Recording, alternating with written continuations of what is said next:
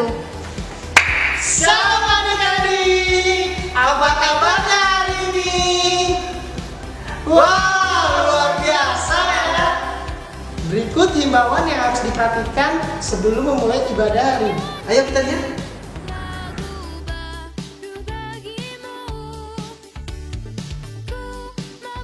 Yang pertama, gunakan pakaian yang sopan dan rapi. Yang kedua, beribadah dengan posisi yang sopan dan nyaman. Tidak boleh sambil tiduran atau sambil makan ya adik-adik.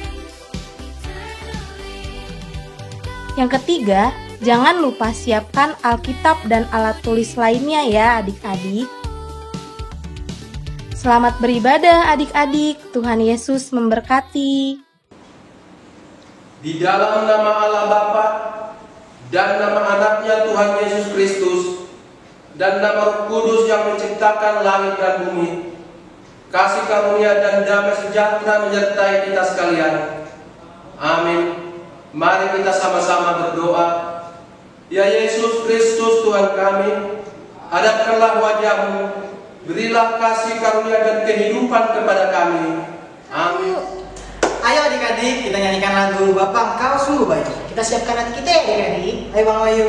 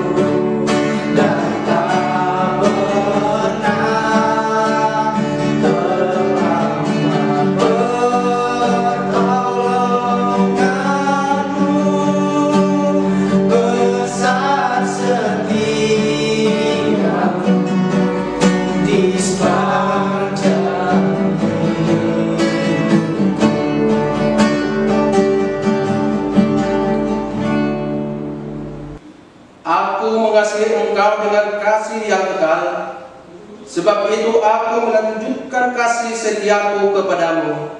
Mari kita berdoa. Ya Tuhan Allah yang Maha Kuasa, berikanlah kami iman yang benar dan tambahkan iman kami setiap hari, supaya hati kami semakin teguh dalam hidup ini. Berilah kami kasih yang tulus dan ikhlas untuk mengasihi-Mu dan mengasihi sesama kami. Berilah kami juga pengharapan yang hidup supaya kami bersukacita melakukan kehendak-Mu. Dengarkanlah doa kami ini karena anak-Mu Tuhan Yesus Kristus Tuhan kami. Amin. Tuhan Allah menyertai kita. Haleluya, haleluya, haleluya. Haleluya, haleluya.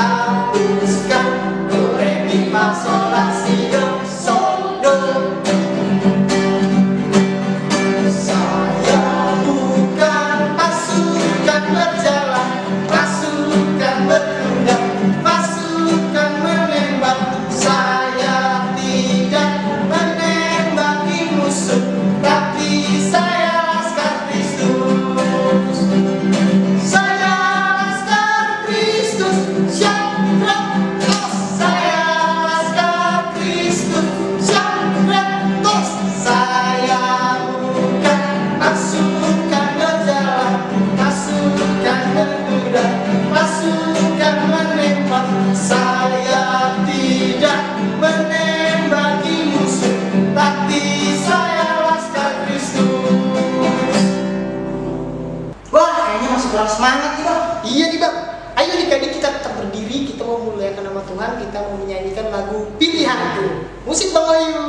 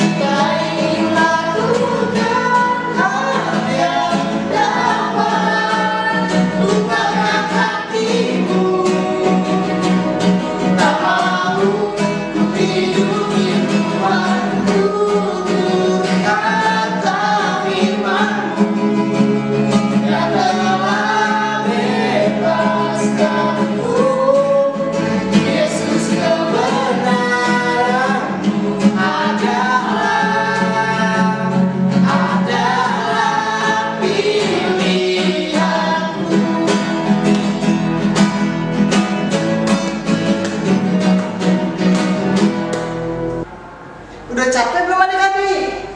Kita mau mengangkat satu pujian sebelum kita berdua iman rasuli ya adik-adik. Lagunya adalah Didi Hati. Musik Bang Ayu.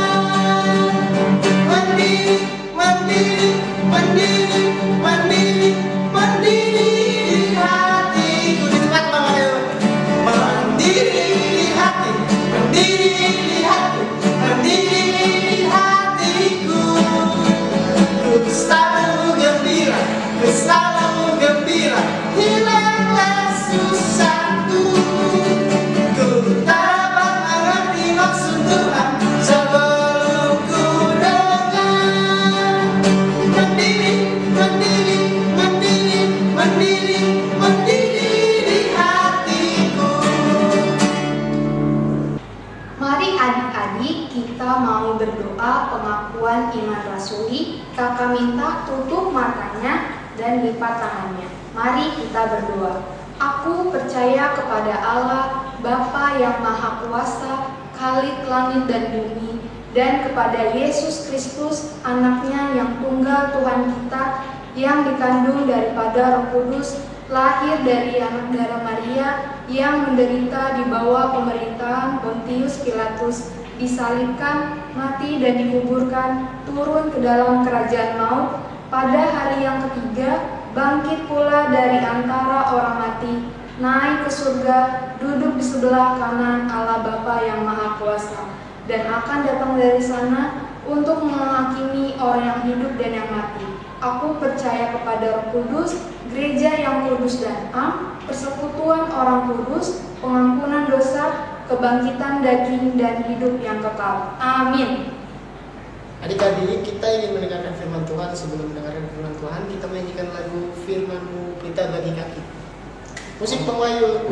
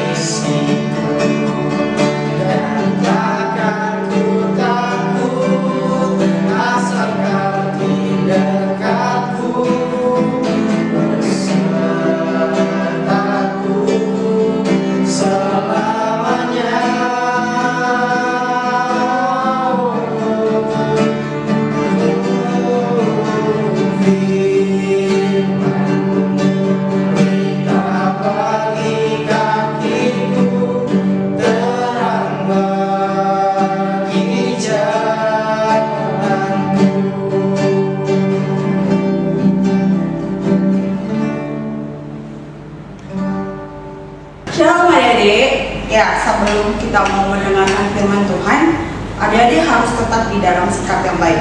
Terus siapkan hati, dan bila Alkitabnya ada di dekat, jangan tunjuk. Kita mau mendengarkan firman Tuhan, kita mau satu di dalam hati. Persiapan hati kita bersatu di dalam doa. Tuhan Yesus yang baik, kami bersyukur karena hari ini Tuhan sudah memberkati kami. Terima kasih untuk berkat dan anugerah-Mu. Juga terima kasih Tuhan kalau kami masih beribadah, biarpun kami beribadah hanya di rumah kami masing-masing. Biar kami boleh memuji dan memuliakan Tuhan. Dan sebentar kami mau merenungkan firman Tuhan. Tuhan tutup luput hati dan pikiran kami agar kami fokus dan tertuju pada firman Tuhan saja. Terima kasih, ampuni semua dosa dan kesalahan kami agar kami layak di hadapan-Mu, layak menerima berkat-Mu, layak menjadi terang-Mu, dan layak mendengarkan firman. Di dalam nama Tuhan Yesus kami berdoa dan bersyukur. Haleluya, amin. Oke, sekarang boleh buka Alkitabnya. Kakak Ola mau adik-adik buka kita buka hari ini ada di Matius 5 ayat 37. Ayo, Matius ada di mana? Ada di Perjanjian Baru. Kita buka di Matius 5 ayat 37. Sudah dapat? Ola sudah dapat soal. Kakak Ola bacakan buat adik-adik ya. Matius 5 ayat 37.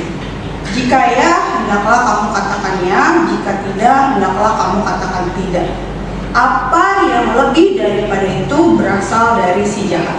Oke, sekarang gini, kita mau membahas dengan tema aku mau jadi anak yang jujur. Sebelum kita mengulas tentang tema kita, Kokola punya sedikit cerita. Jadi di sebuah kerajaan, tapi rajanya nggak punya anak. Mungkin Tuhan Yesus belum ngasih anak. Terus dia, tapi dia suka anak-anak. Terus dia kasih panggil anak 3 orang di sini. Terus anak-anak ini ada 3, taruh aja namanya Tono, Tony, sama Tino. Sini nggak? Tono, Tony, Tino, ya 3 nih. Tono, Tony, Tino. Jadi Tono, Tony, Tino ini dikasih kayak bibit jagung gitu. Nah, bibit jagung ini dibilang sama rajanya gini, pokoknya siapapun yang bisa bikin yang nanam bibit jagung ini terus bisa menghasilkan jagung dan jagungnya bagus terus dibawa dalam 25 hari dia bakal jadi pangeran. Bayangin dong, terus ada anak-anak, padahal dia bukan anak raja, tapi raja bilang kalau bisa bawa jagungnya dari hasil yang dari bibit yang dikasih sama rajanya, dia bakal jadi pangeran. Siapa yang nggak mau jadi pangeran? Pangeran pakai baju bagus, terus bisa jajan, bisa jalan kemana-mana, ya kan? Terus akhirnya udah dibawa ke rumahnya masing-masing. Si Tono, si Tony, sama si Tino, ya kan? Tono, Tony, Tino. Nah terus tiba-tiba udah selang lama-lama, kalau dari 25 hari ini 20 hari itu 3 anak ini, Tono, Tino, sama Tony, tiba-tiba kok dia nanya nih, kenapa jagungnya nggak bisa tumbuh, nggak ada jagungnya. Bayangin, udah ditanam di rumahnya, dibawa pulang terus ditanam, tapi mereka nggak menemukan ada tunas, nggak menemukan, jangankan jagung gitu, ada daunnya aja juga nggak ada gitu. Bayangin kalau adik-adik disuruh nanam terus nggak nemu apa-apa, ngambek nggak? Nah terus tiba-tiba mereka kesel, kok ini nanamnya nggak bisa. Terus tapi mereka mikir gini, nanti aku nggak bisa jadi pangeran dong. Terus akhirnya Tono pergi. Biar jadi pangeran, Tono pergi ke pasar. Terus dia bawa jagung, tapi bukan dari hasil yang dibibit itu. Dia pergi ke pasar, terus dia bawa jagungnya. Nanti dia pikir gini, toh raja juga nggak tahu kalau aku bawa jagungnya dari pasar. Yang penting aku bawa jagung, terus aku bisa jadi pangeran. Terus Tono pergi, dia beli jagung. Terus Tony juga, ini kayaknya nggak bener nih.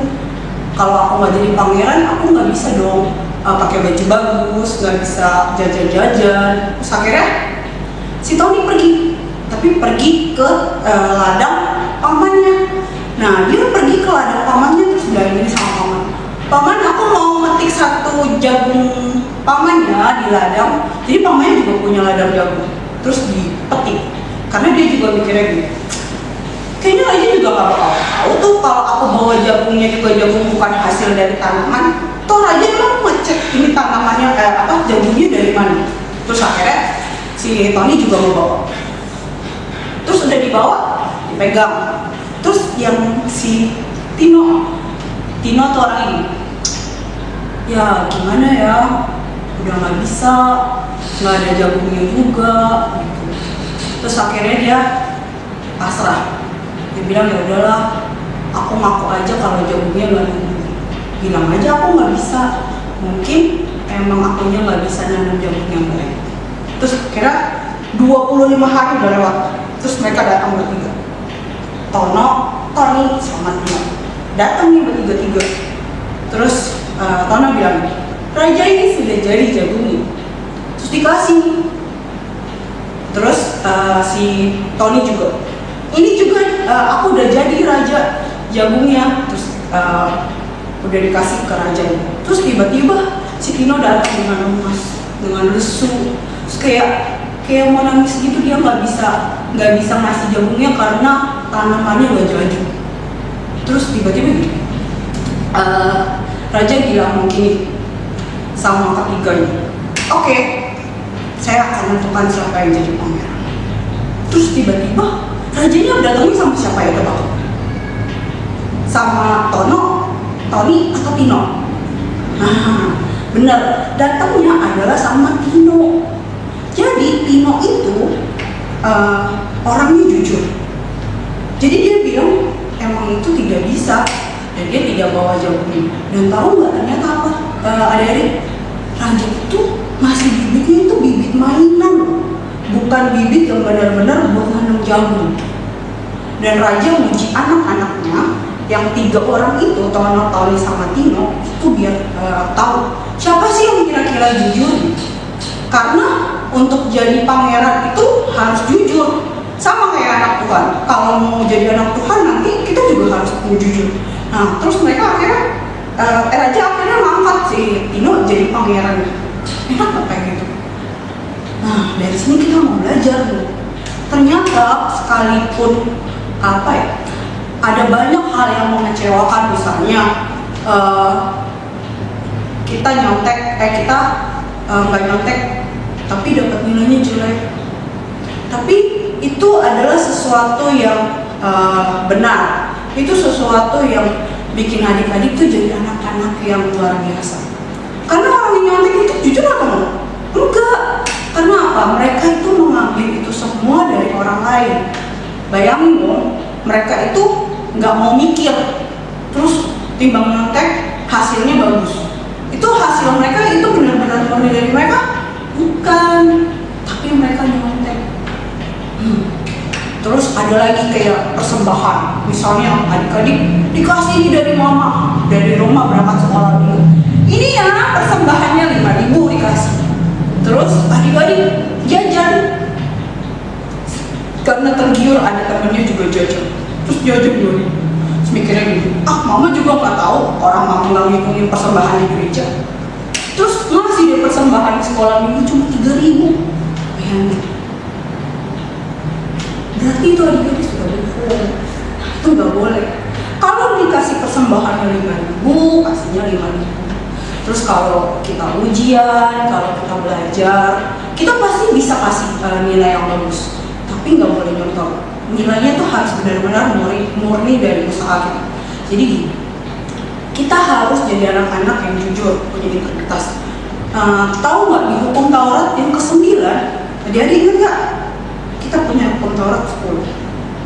Di yang ke-9 ini, ada nggak yang ingat coba? Ada? Kakak kasih tahu. Yang 9 ini adalah jangan mengucapkan saksi dusta terhadap sesama. Itu juga kita belajar untuk tidak boleh berbohong.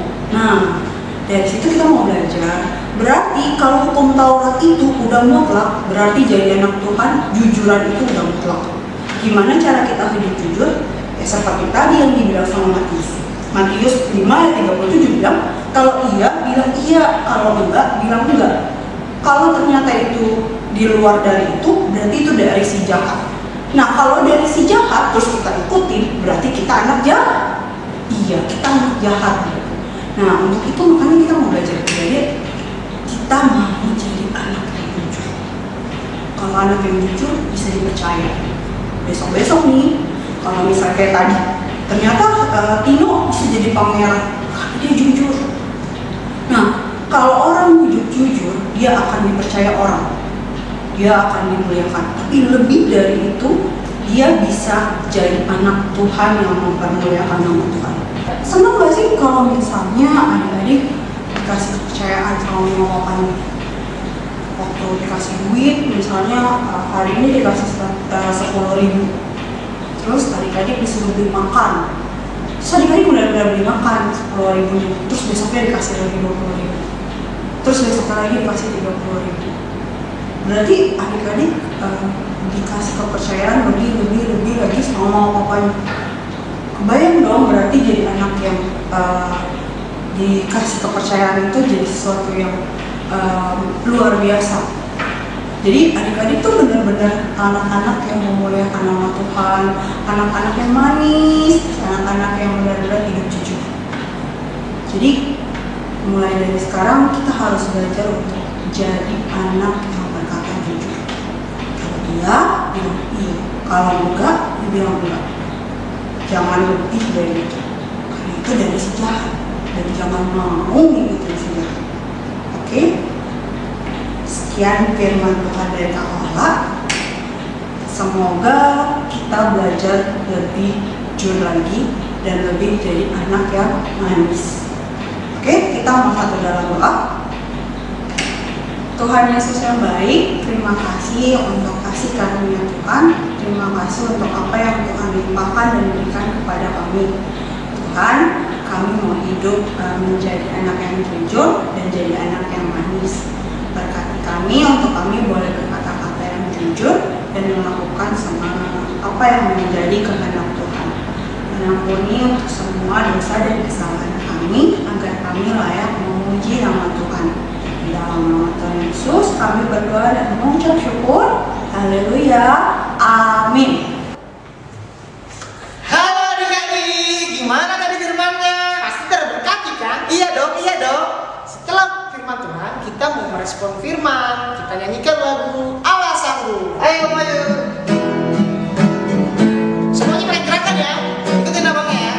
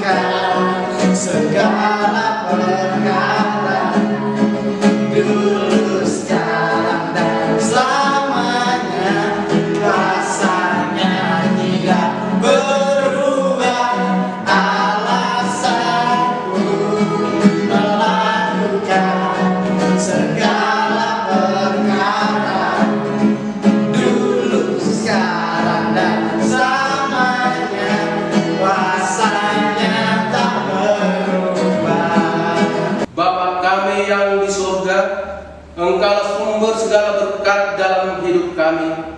Terima kasih atas segala berkat dan karunia yang Tuhan berikan kepada kami. Kami mempersembahkan hidup kami dan berkat yang kami terima kepadamu. Terimalah ini menjadi persembahan yang harum di hadapan-Mu.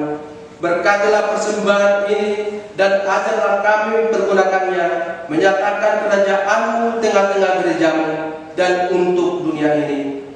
Bukalah hati dan pikiran kami agar senantiasa bersukacita untuk memberikan persembahan kudus demi kemuliaan nama-Mu. Amin. Mari kita sama-sama mengucapkan doa Bapa kami. Bapa kami yang di surga, dikuduskanlah nama-Mu, datanglah kerajaan-Mu, jadilah kehendak-Mu di bumi seperti di surga. Berilah kami pada hari ini makanan kami yang secukupnya, dan ampunlah akan kesalahan kami seperti kami mengampuni orang yang bersalah kepada kami. Dan janganlah membawa kami ke dalam pencobaan, tetapi lepaskanlah kami daripada yang jahat, karena Engkau yang punya kerajaan dan kuasa dan kemuliaan sampai selama-lamanya. Amin.